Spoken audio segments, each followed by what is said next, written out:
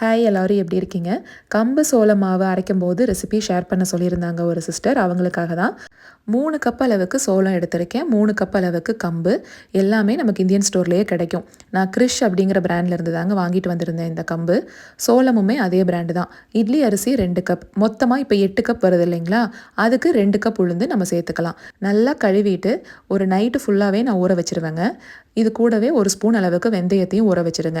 இன்னொரு மாவு என்னென்னா சிவப்பரிசி, ராகி, உளுந்து. 2 கப் சிவப்பரிசி, 2 கப் ராகி, 1 கப் அளவுக்கு உளுந்து நான் சேர்த்துருந்தேன். இப்போ நீங்கள் இந்த கம்பு சோளத்தில் இட்லி அரிசி சேர்த்தோம் பார்த்தீங்களா?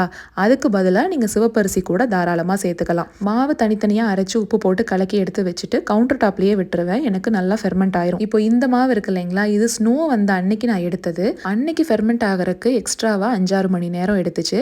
நீங்கள் என்ன பண்ணுங்கள், அவனில் லைட் மட்டும் ஆன் பண்ணி கூட உள்ளே வச்சுருங்க. சரிங்க, நம்ம நாளைக்கு ஒரு ஷார்ட்ஸில் பார்க்கலாங்களா?